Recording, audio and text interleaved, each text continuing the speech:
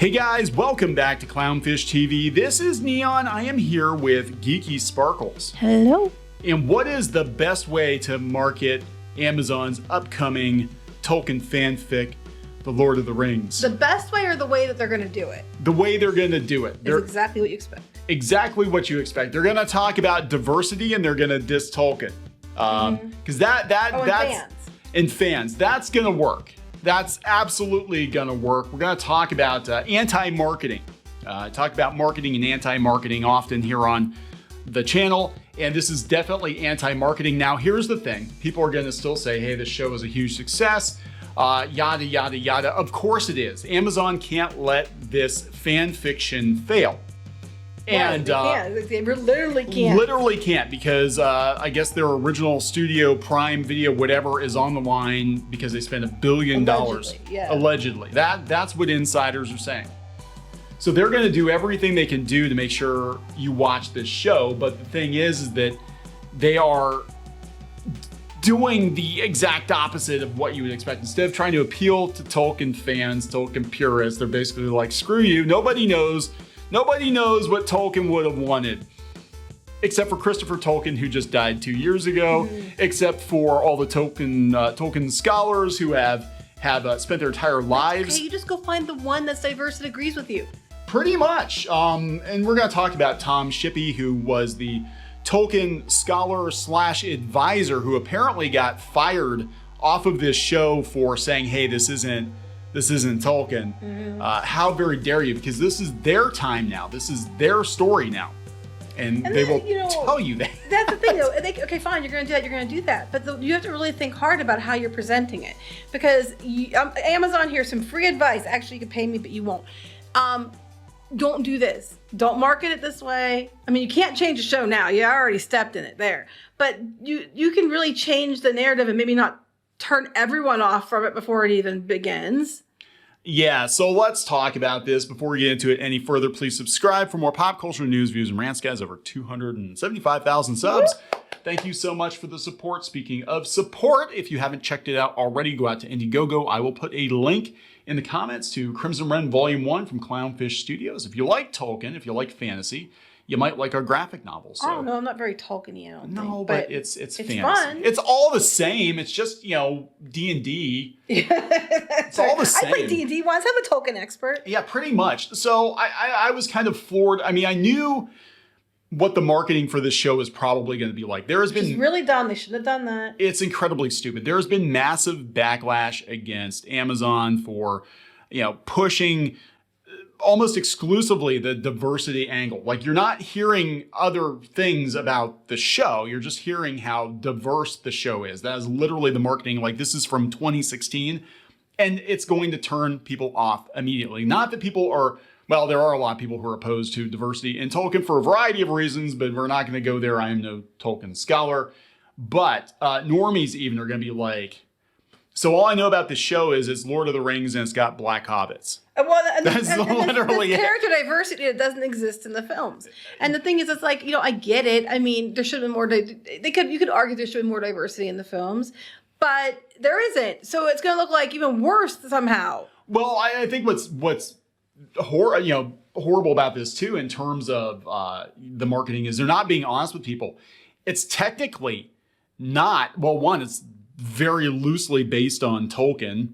And two, it's not even a direct prequel to the films. They're not allowed to do. They're just making a show that looks very similar to the films, but it really canonically does not connect to the films. Yeah, they aren't telling people that. They're basically billing this as the prequel to the Peter Jackson movies, which it is not. That's a valid point. It's not a prequel, but they're just going to make sure it looks a hell of a lot like it. Which is really kind of a bait and switch too for people, because now people are going to ask questions. They're going to be like, where'd all the black people go? Why, and they're not being honest with people about that. But here's the thing. This is a new article that dropped on Inverse. Of course, Inverse is going to be like, look at all the women we've got, the ladies of the rings. Again, what is this, 2016? But the takeaway from this, for me, was... and this is Morfydd Clark. Tolkien was a really complex person who wrote a really complex world, okay?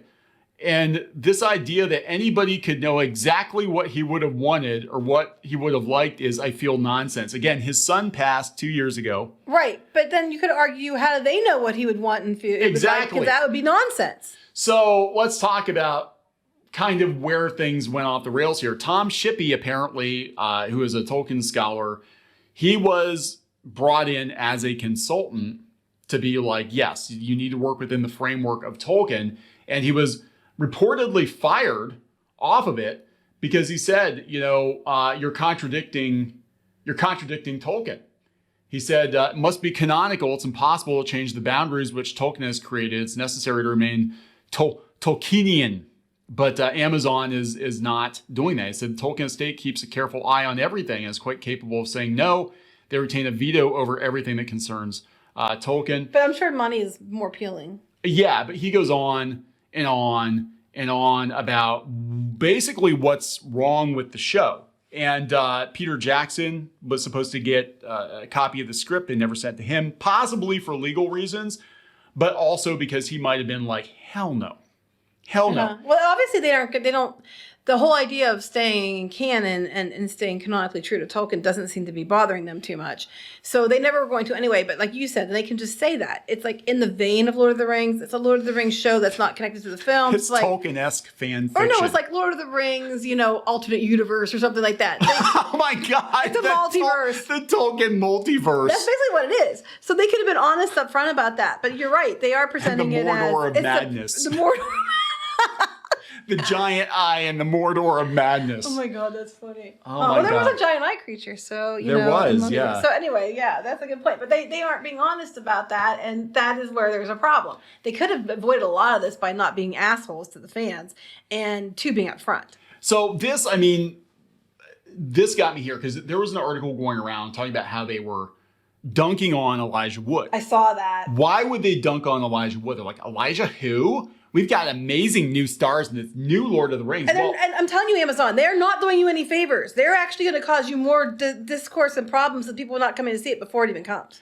Yeah, so apparently this is a callback to last year. We haven't been following the Lord of the Rings of Power fan fiction super close because I don't give a shit about it. I think it looks like dog shit.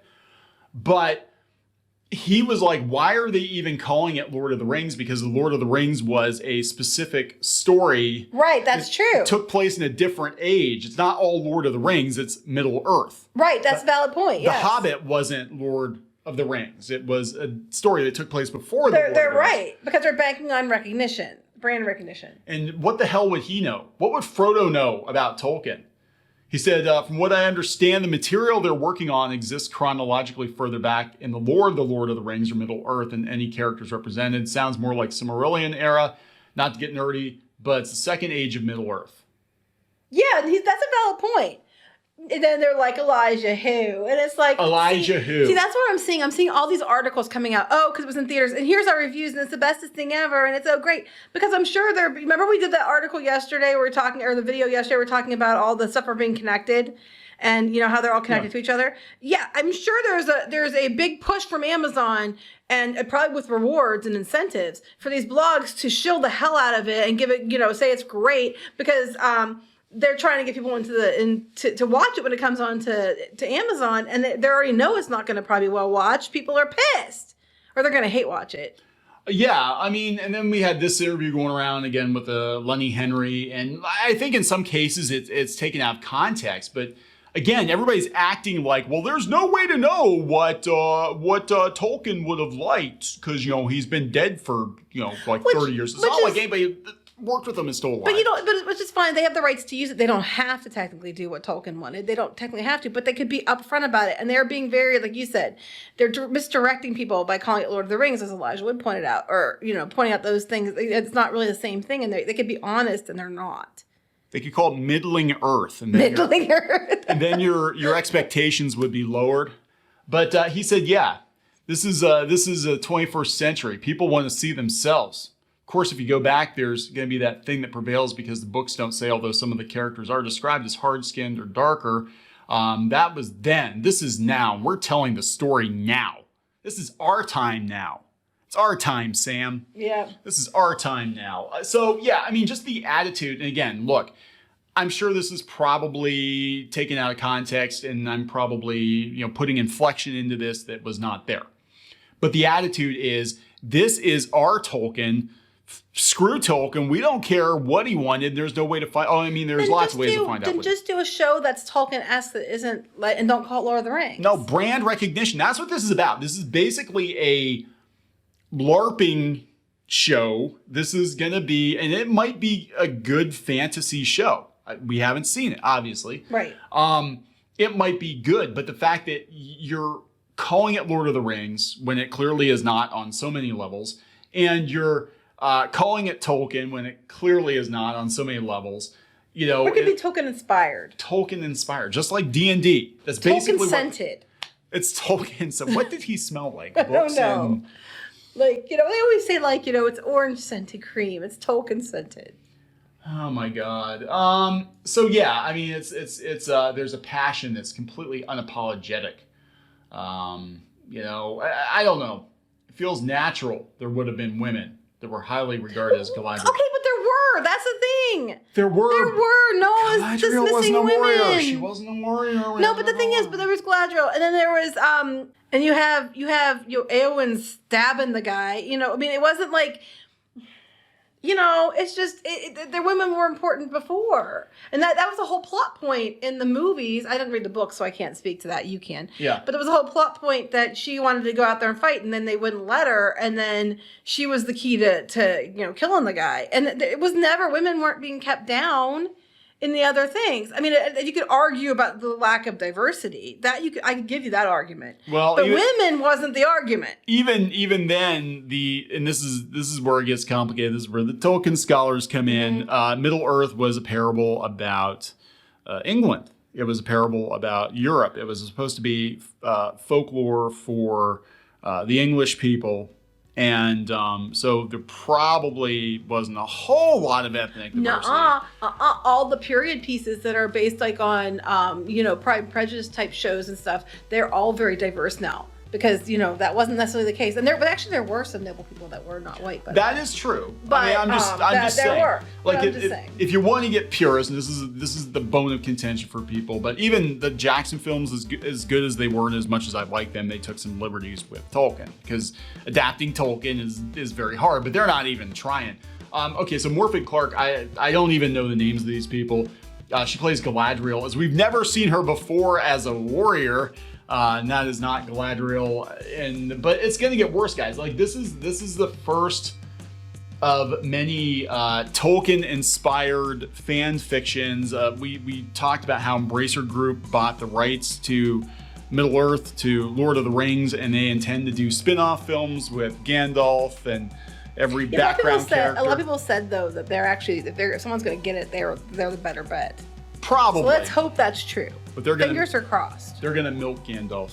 You can milk anything with milk. This is how they're gonna market the show. Good luck with that, because I think people are gonna reject it. But you're never gonna know. That's the thing. I mean, Amazon is gonna claim it's the most viewed thing ever, and you're gonna have to take their word for it. Mm-hmm. And if a bunch of people just happen to get fired a couple of months later, then coincidence. We were just downsizing. We were right sizing. Yeah, it had nothing to do with the show not performing, not making its $1 billion back. So we'll see what happens. Anyway, we're gonna wrap this up. Please subscribe for more pop culture news, views, and rants, guys. We'll talk later. Bye.